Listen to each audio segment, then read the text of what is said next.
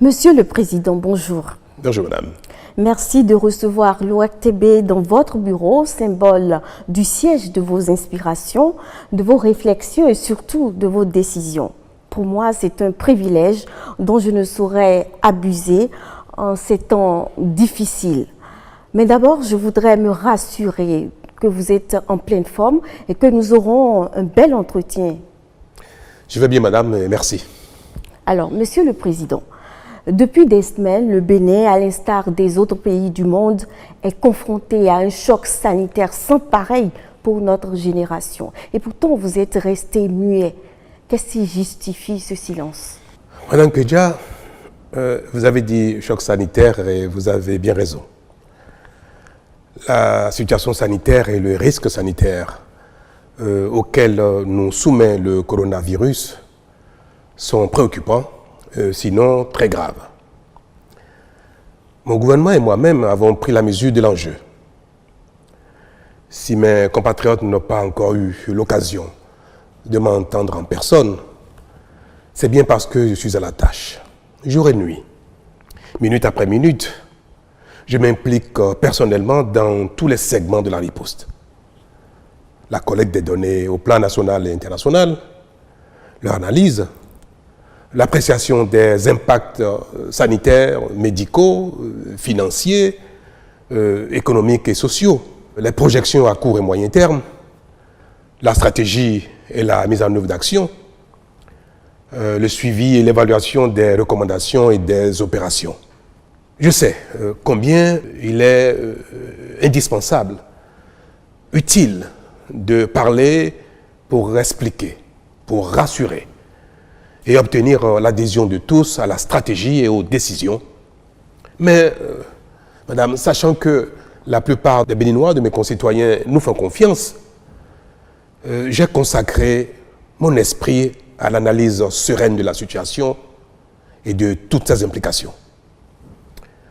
C'est pour moi l'occasion de remercier l'ORTB de me donner l'occasion de vous dire, madame, à vous et à mes compatriotes, que la situation est vraiment grave et que le risque est grand. Mais rassurez-vous madame, je voudrais pouvoir rassurer mes compatriotes que empêcher le coronavirus de se propager au Bénin et d'y faire beaucoup de victimes est à notre portée.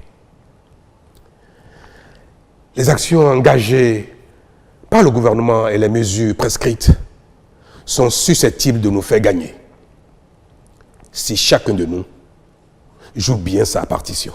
Mais, Monsieur le Président, ne trouvez-vous pas que votre gouvernement et vous-même avez manqué de promptitude dans la prise de décision et surtout que celles-ci ne sont pas aussi radicales qu'elles auraient dû être? Madame, la ligne de conduite du gouvernement est la définition et la prescription pertinente des actions et mesures de la riposte, ainsi que leur timing réaliste de mise en œuvre. Pour donner des résultats palpables, il y a des mesures qui doivent être mises en œuvre par package. Certaines mesures n'ont pas le même degré de pertinence partout et d'autres nécessitent même que les acteurs concernés disposent d'un minimum de temps pour s'apprêter. Il y a aussi des actions et des mesures qui ne sont pas soutenables trop longtemps dans notre contexte et pour lesquelles il faut trouver le bon timing de mise en œuvre. Vous savez, pour accompagner les réductions de mobilité, les confinements, les pays riches débloquent des sommes faramineuses et certains font même recours à des solutions monétaires à peine déguisées, voire la planche à billets, pour prévenir le chaos socio-économique inévitable autrement. Le Bénin, notre pays, à l'instar de la plupart des pays d'Afrique, ne dispose pas de ces moyens. Et si nous ne tenons pas compte de tout cela, nous pourrions, dans notre action, déclencher un chaos qui remettrait même en cause le minimum impératif de la lutte. Il y a également un autre facteur très déterminant que le commun des commentateurs ne peut percevoir, c'est l'après-Covid. Parce que ce combat, nous allons le gagner, forcément. Nous devons donc combattre le virus et le vaincre, mais sans compromettre notre survie après victoire. Si nous prenons des mesures qui affament tout le monde à la fois et trop longtemps, elles finiront très vite par être bravées et bafouées sans avoir permis d'atteindre les objectifs. Je vous donne un exemple. Contrairement aux citoyens des pays développés, d'Amérique dont je viens de parler, d'Asie, d'Europe, la grande majorité des Béninois ont un revenu non salarial. Combien de personnes au Bénin ont un salaire mensuel et qui peuvent attendre 2, 3 semaines, 4 semaines, même sans travailler, et vivre des revenus du mois? Combien? Comment peut-on donc, dans un tel contexte, où la plupart de nos concitoyens donnent la popote avec les revenus de la veille, comment donc peut-on décréter sans préavis un confinement général de longue durée? Les mesures que nous venons de prescrire, madame, et qui vont entrer en vigueur dès demain, lundi, nous permettront d'empêcher la propagation du virus à l'intérieur du pays, tout en préservant l'activité économique dans une partie du territoire et en réduisant seulement la mobilité de certains acteurs dans la zone critique. C'est un exercice très difficile qui requiert sérénité, sang-froid et perspicacité. Nous avons pris des mesures, les mesures qui s'imposent, avec un sens de responsabilité et discernement. Nous veillerons donc, sans complaisance, à leur respect par tous. Alors finalement, Monsieur le Président, quelle est votre intime et profonde conviction par rapport à ce qui nous attend à court et à moyen terme? Madame, ce que je voudrais dire à mes compatriotes est que la menace est sérieuse. Elle est grave. Mais que nous avons collectivement les moyens d'y faire face. Notre survie individuelle et collective est entre nos mains. Elle est entre les mains de chacun d'entre nous, pris individuellement. Chacun de mes compatriotes, vous et moi, pris individuellement, est responsable désormais de notre survie. Nous n'avons pas besoin de beaucoup d'intelligence, de beaucoup de moyens, de beaucoup d'imagination. Il nous suffira simplement à chacun de respecter les mesures, les prescriptions qui ont fait leur preuve par ailleurs. Cela nécessitera, c'est sûr, beaucoup de sacrifices. D'énormes sacrifices pour certains. Mais à la fin, chacun sera fier d'avoir joué sa partition, d'avoir lui aussi payé un certain prix et d'avoir vaincu lui aussi le coronavirus. Nous sommes une grande nation. Nous allons une fois encore en donner la preuve en éliminant le coronavirus de notre pays sans grand dégât. J'y crois. J'invite mes concitoyens à y croire parce que, comme je l'ai dit tout à l'heure, je veux le répéter, les moyens d'y parvenir sont à notre portée. Ils dépendent de chacun de nous. Nous sommes capables chacun de les mettre en œuvre, de les respecter avec juste un peu de volonté, de la discipline et l'envie, la volonté de consentir chacun un peu de sacrifice pour nous, pris ensemble et pour nous individuellement. Madame, mais ma conviction pour demain est que chacun de mes Béninois est capable de respecter les mesures, de faire l'effort qu'il faut. Ma conviction pour après-demain est que nous allons gagner et que nous allons continuer notre marche vers le développement. Monsieur le Président, ce fut un plaisir de nous entretenir avec vous. Je vous remercie. Merci, madame. Et je vous invite à donner l'exemple autour de vous. Et si chacun de nous peut faire pareil, faire ce qu'il faut, ce qui est prescrit, et en donner l'exemple, nous allons collectivement y arriver. Merci, Monsieur le Président. Oui.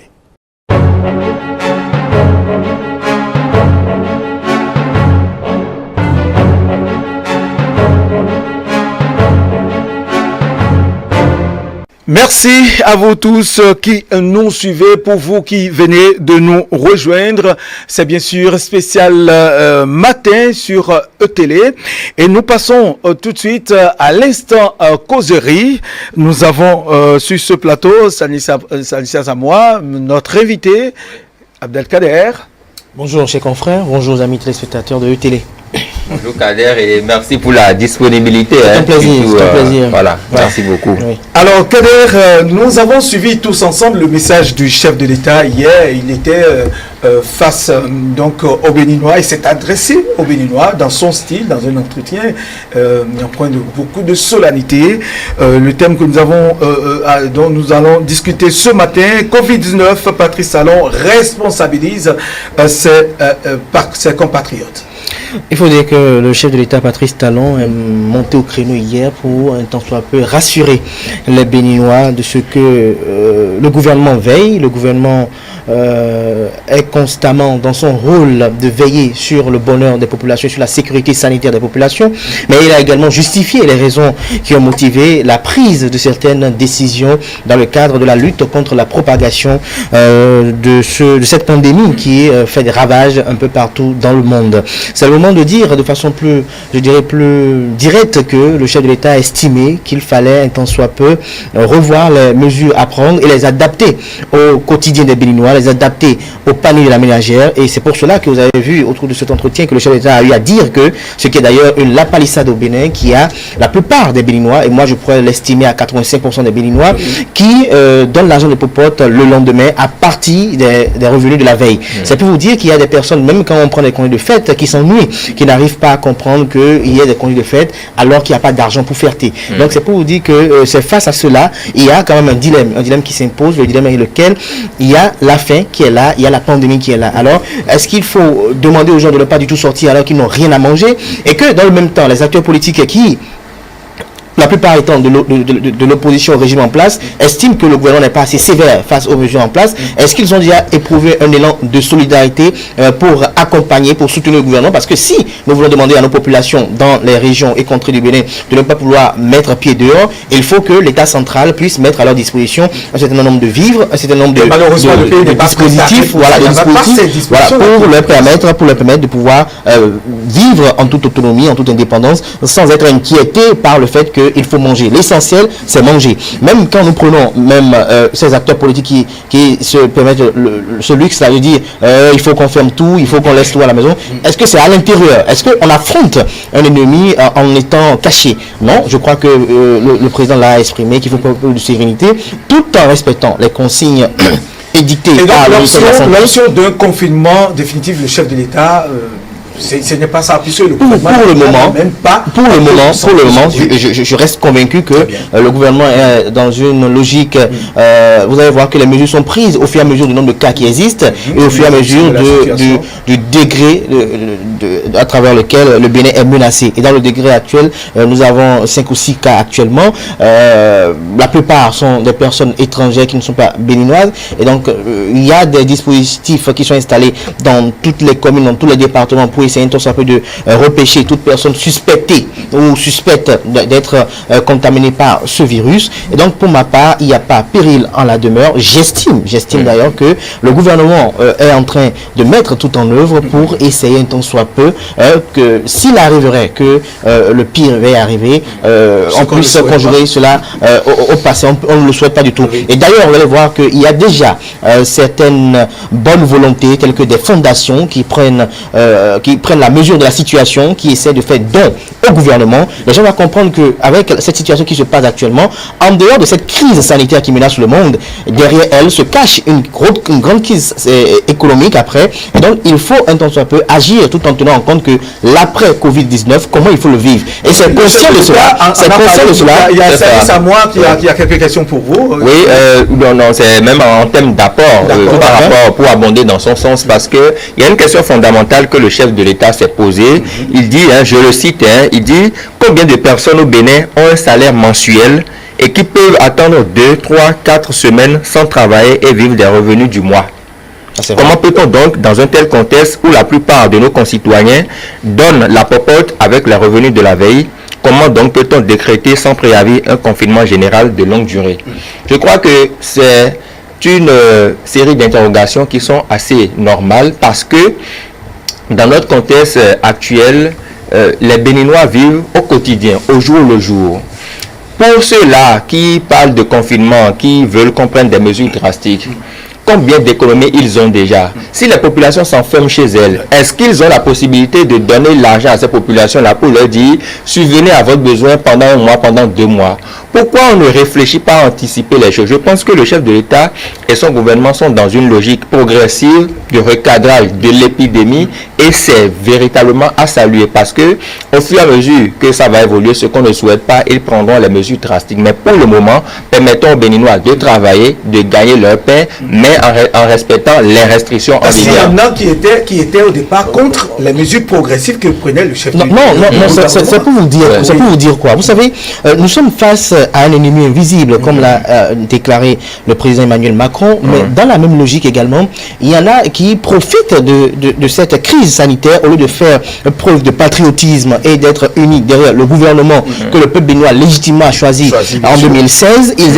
Ils profitent de cette occasion pour pouvoir évoquer également des règlements de compte politique. Et parce que comment comprendre qu'on puisse demander à tant qu'acteur politique, à tout le monde de rester chez soi, alors qu'on sait que soit on peut rester chez soi, soi-même, alors que la plupart même de ces militants qui sont parfois pour la plupart des courtisans, la plupart de ces courtisans-là n'ont pas les moyens de pouvoir passer ne serait-ce que 3 jours dans une maison pour nourrir leurs femmes, leurs enfants, leurs petits frères, leurs neveux, leurs cousins. Je crois que quand on est face à une situation pareille, il faut peut-être, en tant qu'on soit opposant, qu'on soit mouvancier, appeler à un élan de solidarité. Puisque le Covid-19, coronavirus, ne connaît même pas si vous êtes opposant ou mouvancier. Il faut préciser que le Covid-19 ne connaît même pas si vous êtes riche, vous êtes pauvre. Et je crois que c'est une grande leçon, cette pandémie. Elle défie les systèmes sanitaires les plus performants. Elle infiltre votre maison sans vous demander la permission. Et elle éprouve, quel que soit ce que vous soyez dirigeant, vous soyez gouvernant, vous soyez ministre de la République, premier ministre de la République, vous soyez chef d'État, ce virus-là il ne fait aucune distinction de personne, ni de race, ni de sexe. C'est pour dire que même les gouvernants qui nous dirigent actuellement, le président Patrice Talon et tout le gouvernement savent qu'il y a une menace à la porte et que si le Covid-19 arriverait à être très présent dans le Bénin, c'est pas seulement la population qui sera décimée, mais également il y a les parents des membres du gouvernement, les amis des membres du gouvernement et même aussi les membres du gouvernement. Donc c'est conscient de ces enjeux-là qu'il s'agit d'un enjeu national que le gouvernement a pris le taureau par les cornes. Et vous allez voir, comme l'a si bien évoqué Stanislas tout à l'heure, les mesures sont prises dans une graduation ascendante au fur et à mesure du nombre de personnes qui sont détectées dans le pays et au fur et à mesure également du taux de contamination dans la sous-région également. Il ne faut pas occulter cela qu'il y a des pays limitrophes du Bénin qui sont infectés où il y a des cas plus ou moins graves. Donc c'est en face de cela. Et le chef d'État a le dit en son intervention. En attendant, avant de revenir à vous, Stanislas, le président de la République est revenu dans son message sur les mesures qui commencent dès aujourd'hui. La restriction des mouvements, des déplacements et le cordon sanitaire. Il a insisté sur ça. Oui, mais vous savez que quand on a un gouvernement responsable qui travaille de façon méthodique, il y a des mesures qu'on prend. Et quand on prend ces mesures-là, ce n'est pas pour les animaux, c'est pour les êtres humains. Et donc, pour leur sécurité sanitaire. C'est très important. Et inviter les populations dès ce matin à respecter ce qu'on appelle désormais le cordon sanitaire et qui devra intégrer nos habitudes et nos vocabulaires à partir de maintenant. Bien sûr. On parle de cordon sanitaire qui rallie 8 communes. Je ne les ai pas toutes en tête, mais je sais qu'il y a Cotonou, Porto Novo, Alada, Akpo-Misrité et bien d'autres. Voilà, et bien d'autres. Donc, c'est un cordon sanitaire qu'il faudra respecter scrupuleusement. Il faudrait même les restrictions, les déplacements, pas de regroupement de plus de 10 personnes. Il faut que nous respections cela pour lutter contre la pandémie parce que il y a un message d'espoir dans ce que le chef de l'État a dit hier, c'est que nous pouvons ensemble vaincre cette pandémie. C'est un message qui vraiment vient rassurer, qui est tellement porteur d'espoir que moi, c'est ce qui a pratiquement retenu mon attention dans son entretien d'hier. Ce qui veut dire que le gouvernement prend bel et bien la mesure de la situation. Et il a dit qu'ils sont conscients de l'enjeu. Il dit que l'heure est grave, mais ce n'est pas impossible de surmonter cela si nous unissons nos efforts. Je le paraphrase donc. Je crois qu'il est même déjà dans l'après-Covid parce qu'il a dit que beaucoup de concitoyens ne perçoivent pas l'après-Covid. Nous allons en parler. Nous allons percer aussi ce message. Voilà, ce que j'allais dire tout à l'heure, c'est que lorsque la consoeur Angela, que j'affectionne d'ailleurs très beaucoup, lui a posé la question de savoir, Monsieur le Président, il y a une crise sanitaire qui menace un peu partout les pays et que les gouvernants sortent. Pourquoi vous étiez où? Le chef d'État a dit qu'il était préoccupé par la collecte des informations, tant sur le plan national que sur international.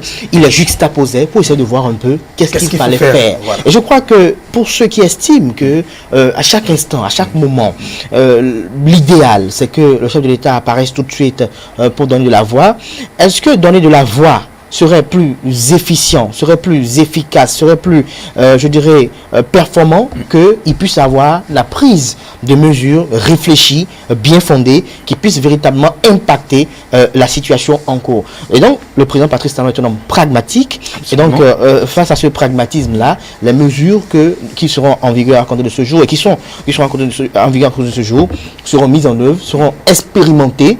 Elles seront expérimentées. Et même si, à la fin de l'échéance, il fallait les renforcer, je vous dis que le chef de l'État ne va pas attendre la fin de ces 2 semaines-là avant de renforcer ces mesures. Mais c'est pour vous dire que c'est le moment. Et j'invite les uns les autres, que qu'on soit béninois, qu'on soit patriote, qu'on soit même étrangers vivant sur le territoire béninois et opposants, c'est le moment de voler, de faire un élan de solidarité en effectuant un don à l'exécutif au niveau du trésor public pour permettre au gouvernement de pouvoir avoir assez de ressources disponibles pour pouvoir, je dirais, à nos populations qui souffrent du moyen. Moi, j'ai eu la chance samedi dernier de me rendre à Dantokpa, d'échanger avec quelques populations dans la foule et elles me disent une chose, elles me disent coronavirus, c'est vous qui en parlez. Alors, vous voulez me dire de ne pas venir au marché vendre mes poissons alors que je ne sais pas ce que les enfants vont manger le lendemain?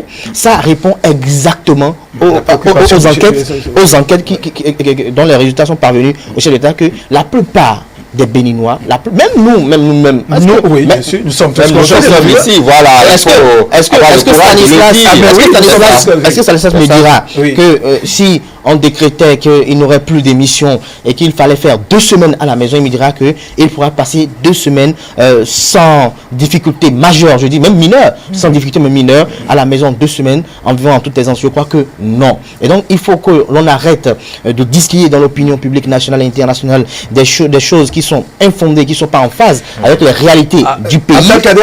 Votre avis sur les restrictions, les mesures prises par le gouvernement, dont le chef de l'État a parlé, il est revenu là-dessus dans son entretien qui commence dès aujourd'hui, puisqu'il a invité tous les Béninois à véritablement respecter tout ce qui est mis comme cordon sanitaire et mesures de restriction. Ces restrictions sont salvatrices et je dirais que je suis rempli d'espérance du fait qu'elles seront porteuses d'avenir et j'espère également que les Béninois vont obtempérer. J'espère qu'il n'y aura pas d'affrontement ou de résistance face au respect strict de ces mesures, que les Béninois à divers niveaux comprendront la mesure de la situation et qu'ils pourront obtempérer. Alors, le cordon sanitaire est installé, ça laisse libre cours à la mobilité entre la zone où est établi le cordon sanitaire, mais on ne peut pas traverser ce cordon sanitaire.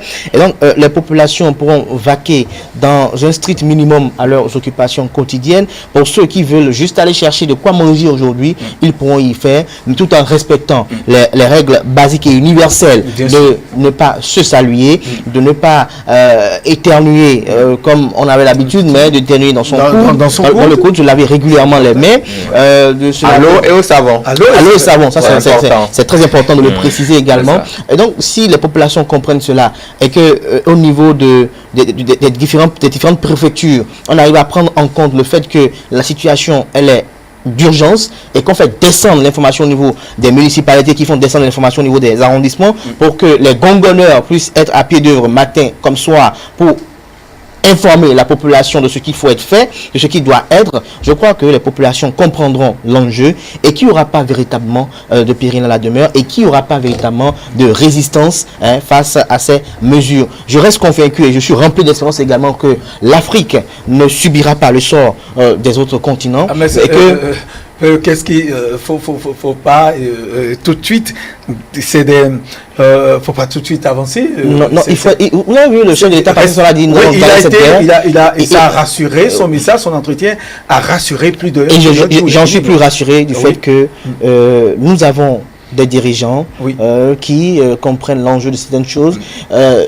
Parfois, toute chose n'est pas bonne à dire. Nous allons souhaiter l'Afrique s'en sortira grandi. Je suis rempli d'espérance du fait que dans les tout prochains jours, ce virus sera maîtrisé, et cela permettra à ce que l'on puisse renouer avec les différentes communautés, parce que n'oubliez pas que les économies sont menacées, n'oubliez pas que le vivre ensemble est menacé, n'oubliez pas qu'il y a des personnes qui n'arrivent plus à avoir confiance en leurs personnes. J'ai vu dans une maison au Bénin ici, un enfant qui avait du mal à saluer ses parents parce qu'il dit papa il y a coronavirus, maman il y a coronavirus. C'est des choses qui sont parfois antinomiques à nos valeurs culturelles africaines, et j'espère que bientôt nous retournerons à la normale. Mais à la fin de cet orage, j'espère que les Béninois vont inculquer et garder dans leur quotidien qu'il faut toujours se laver les mains fréquemment, qu'il faut observer une certaine mesure hygiénique. Il faut forcément parce que il faut voilà, pour prévenir à l'avenir, parce qu'on ne sait pas ce qui se passera à l'avenir. Stéphane, Stanislas Amouagwengo, est-ce que vous avez remarqué, ou je dirais c'est juste une question, comment avez-vous observé les Béninois depuis une semaine dans leur comportement au quotidien, au regard des multiples messages de communication dans toutes les langues qui passent sur nos différentes chaînes? Est-ce que vous avez remarqué que les Béninois ont compris la chose et ils sont en train de respecter les consignes du gouvernement? Mais je dirais d'abord, au départ, ça avait été mitigé parce que jusqu'à un passé récent, je connais des personnes qui me disaient que le coronavirus n'existait pas. Donc, à un moment donné, quand la sensibilisation a commencé par prendre, tout le monde, on en parle sur les canaux digitaux, sur les médias, les chaînes et autres. Bon, chacun s'est dit, tiens, ce dont on parle là, c'est de la réalité. Alors, par rapport au message, ça porte leurs fruits parce que même au niveau des intellectuels, les débats se mènent dans les marchés. Il n'y a pas cette journée aujourd'hui où vous n'allez pas surprendre une conversation ou bien une causerie entre amis où on ne parlera pas de coronavirus. Ça veut dire déjà que ça a intégré les habitudes. Et même dans les rues, vous voyez les personnes avec leur cache-nez, des gants et autres. Tout le monde ne l'a pas, mais pour ceux qui l'ont, ça véhicule déjà un message. On est conscient qu'il y a une menace qui plane et qu'il faut prendre des mesures pour anticiper. C'est déjà ça. Donc, il a souhaité qu'à partir d'aujourd'hui, que les Béninois puissent intégrer les mesures barrières, le respecter, le cordon de sécurité, le cordon sanitaire, c'est assez important. Et cela participe surtout de notre sécurité personnelle d'abord et de la sécurité de notre entourage. Quand on dit aux conducteurs de taxi moto de ne pas prendre plus d'une personne, il faut respecter cela. Absolument. Il ne faut pas être gourmand en griffe financièrement. Il faut le respecter absolument. Quand vous êtes sur votre passage et que les forces de l'ordre vous disent passer du côté A et non du côté B, il faudra le respecter sans toutefois aller à un affrontement. Je pense qu'avec ces petites mesures, quand on les respecte, on va traverser cette période sans grande difficulté. Alors Abdelkader, il faut, par rapport aux mesures prises par le gouvernement, il y a le transport public en commun qui ne va plus fonctionner juste pendant les 2 semaines, ce qui veut dire que les bus interlocalités, interquartiers, intervilles ne vont plus circuler. Alors certains pensent que ce serait difficile alors que c'est une question de survie, une question de vie ou de mort. C'est une question de survie, c'est une question de vie ou de mort, mais c'est une mesure aussi pénible pour les transporteurs, osons le dire, qui pour la plupart font partie de ceux qui donnent l'argent de la popote à partir des revenus de la veille. Et vous allez comprendre qu'il s'agit parfois pas de très véritablement de gourmandise quand vous les voyez faire de surcharge parce qu'ils estiment qu'ils prennent en compte le prix du transport en relation avec également le niveau de vie, le train de vie des populations qui n'ont pas les moyens, pour aller prendre une voiture plus aisée. Et aujourd'hui, ils ne vont pas travailler, pour certains. Pour d'autres, ils doivent travailler, ils doivent réduire de façon très considérable le nombre de passagers qu'ils doivent remorquer, qu'ils doivent prendre. Et donc, le coût doit être à la hauteur de cela également. Et donc, ils vont traverser cette période avec beaucoup plus de difficultés. Mais ils comprendront également que cela est fait pour la sécurité nationale. Cela est fait également pour que d'ici quelques mois, on puisse se retrouver avec les mêmes commodités. Cela est fait également pour que d'ici quelques jours, quelques mois également, qu'on puisse renouer avec les anciennes habitudes. Donc, ils vont comprendre. Vous savez, nous ne faisons pas preuve d'hypocrisie. Ça choque véritablement que si vous avez l'habitude, par exemple, d'avoir comme revenu 3 000 francs et qu'avec des mesures, vous vous retrouvez à 700 francs la journée, c'est un peu difficile. Il faut réajuster aussi au niveau de la panier de la maison, au niveau de la porte à la maison. Mais ils comprendront que c'est pour un temps et ils seront remplis d'espérance et de prière que ce moment passe très rapidement, parce que n'oublions pas que même si nous nous fions à nos différentes obédiences religieuses, il est dit dans les Écritures saintes et même dans les couvents que dans la vie, il y a forcément des hauts et des bas. Donc prenons cela sous le coup du fait des aléas de la vie, et comme on le dit également très bien et de façon courante, ce temps aussi passera. Et donc qu'on soit rempli d'espérance que ce temps passera et que d'ici quelques jours, quelques mois, tout le monde pourra retrouver le sourire initial.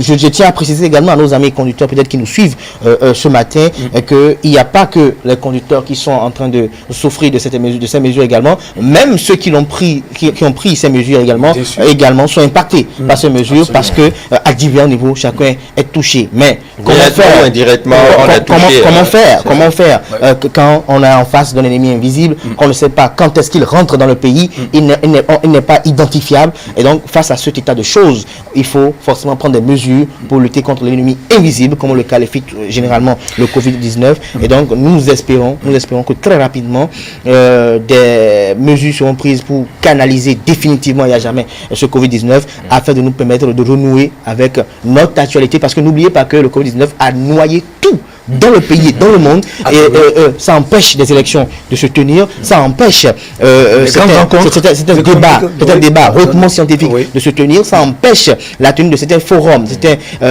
ateliers séminaires. En gros, ça ralentit carrément ça ralentit les activités dans le monde, et ça a forcément un impact sur l'économie mondiale. Et donc il y en a beaucoup. J'ai parlé la dernière fois avec un homme d'affaires, un opérateur économique qui me disait tout est au ralenti, et il était tout triste. Il dit ça ne va pas, j'ai des produits que je dois écouler, mais je n'arrive pas parce qu'on parle de coronavirus, on parle de Covid-19. Il faut que si mes personnes doivent se rendre dans tel pays, il faut qu'on les mette en quarantaine pendant 14 jours. Absolument. En 14 jours, là, les produits sont déjà pourris. Et donc il y a un dilemme, il y a toute une psychose, il y a très bien. Mais nous espérons que ça passera très rapidement.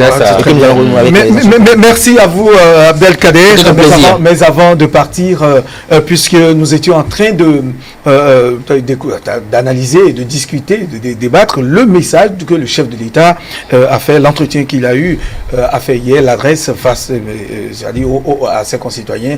Alors, en un mot, pour ça, nous sommes là à la conclusion de cette série, de cette rubrique. Qu'est-ce que vous pouvez retenir très rapidement de ce message?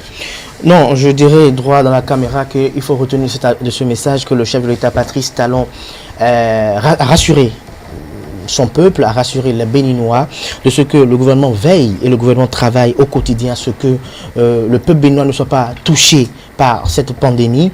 Il travaille également à ce que les Béninois puissent pas être inquiétés par ce sale virus de coronavirus, et que le président Patrice Talon a justifié les raisons qui ont motivé la prise de cette décision également, et a expliqué aux Béninois et également à ses adversaires politiques pourquoi le gouvernement a pris ces mesures, et que moi je lis à travers son intervention que dès que le nombre de cas va être modifié, va à connaître une gradation ascendante, également les mesures prendront inéluctablement une graduation ascendante. Très bien.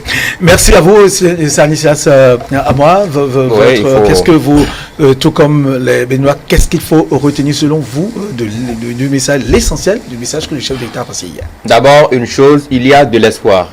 Pas de panique, il y a de l'espoir. Deuxième chose, la situation est sous contrôle. Le gouvernement est bel et bien conscient de ce qui se passe à l'échelle mondiale et prend déjà des mesures pour contrer, pour encadrer l'épidémie, la pandémie au plan national. L'autre chose, c'est beaucoup plus la responsabilité des populations elles-mêmes. Moi, mon intime conviction, c'est que si la pandémie doit évoluer ou si ça doit disparaître, ça dépendra de nous-mêmes. Le président ça va appeler les Béninois à la responsabilité citoyenne. Exactement. Donc, sachons respecter les mesures. Je crois que d'ici quelques semaines, on va conjuguer cette pandémie au passé. Voilà. Corona ou Covid-19, c'est l'ennemi commun, cet ennemi contre lequel le monde entier déclare une guerre farouche sans merci, et le chef de l'État l'a dit hier. C'est une manière de responsabiliser tout un chacun de nous, à savoir que ce mal ne connaît ni riche, ni pauvre, ni autorité, ni béninois lambda. Tout le monde est concerné et nous avons l'obligation de veiller sur notre santé, de respecter en tout cas le cordon sanitaire et les mesures de restriction qui sont mises en place par le gouvernement. Merci de nous avoir suivis. C'était donc l'instant causerie ce matin. C'était le Covid-19. Le président Patrice Talon responsabilise ses compatriotes. Merci et à tout à l'heure.